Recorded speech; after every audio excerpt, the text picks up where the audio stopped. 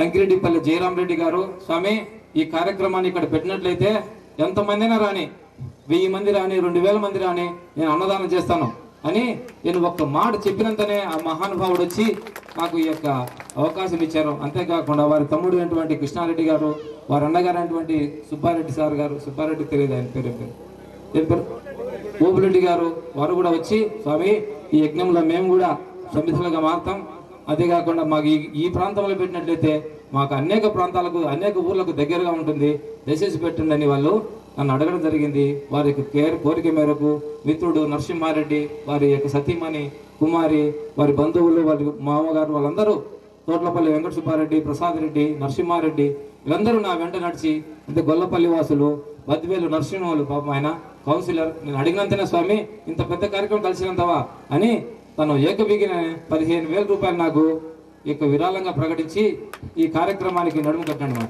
ఇది చేయాలంటే దాదాపు కొన్ని లక్షలతో కూడినటువంటి వ్యవహారం.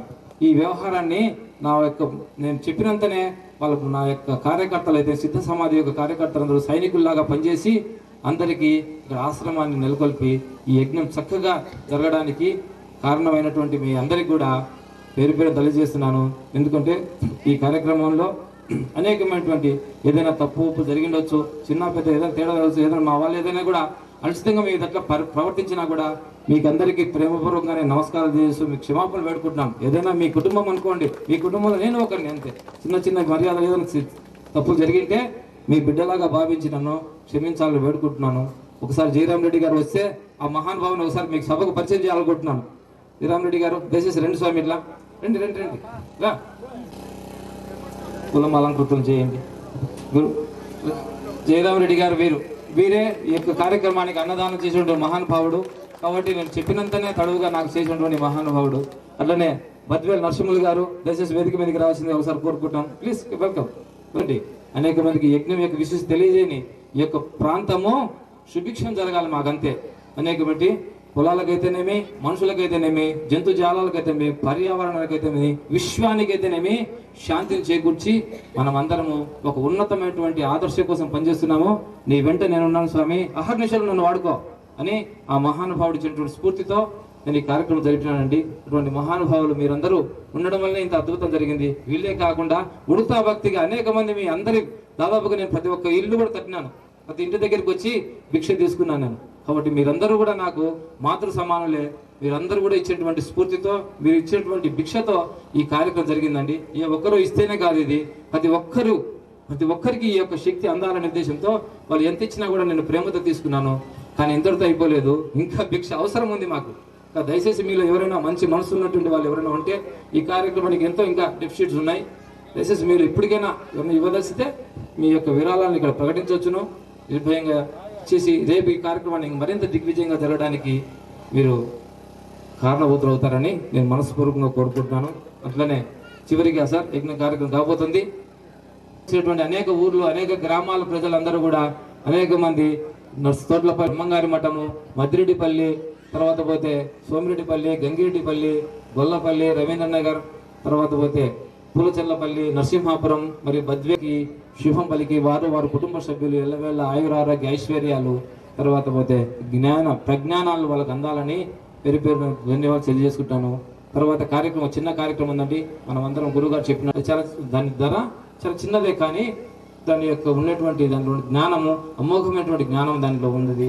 బట్ తీసుకుపోయి మీ ఇంట్లో పదిలంగా పెట్టుకోండి. అటువంటి పుస్తకాలని మళ్ళీ దొరకవండి. దయచేసి ఇటువంటి కార్యక్రమాన్ని మనం అందరం మళ్ళీ అనేక కార్యక్రమాలు ఇక్కడ జరగాలని అడిగారు.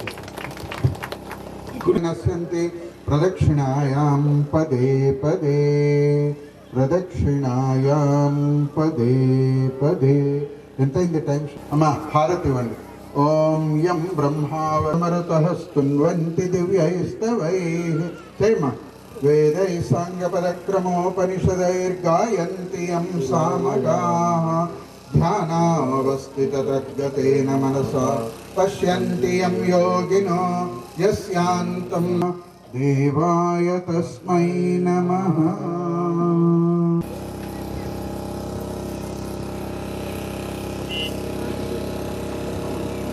స్వస్థానే పరమేశ్వర యత్ర బ్రహ్మాదయో దేవా తత్ర గచ్చ హుతాశన యాంతు దేవగణాః సర్వే పూజమాదాయ మామకీం ఇష్టకామ సమృద్ధ్యర్థం పునరాగమనాయ చ. చెప్పండి. ఇష్టకామ పునరాగమనాయ చ. పునరాగమనాయ చ. ఈ యుగ నిర్మాణ సర్వవ్యాపకునిగాను న్యాయ నిర్ణేతగా భావించి ఆయన ఆజ్ఞలను మా జీవితాలలో తీర్చిదిద్దుకుంటాము. శరీరాన్ని దైవ మందిరంగా భావించి ఆత్మ సంయమనము మరియు నియమ పాలన ద్వారా ఆరోగ్యాన్ని రక్షించుకుంటాము.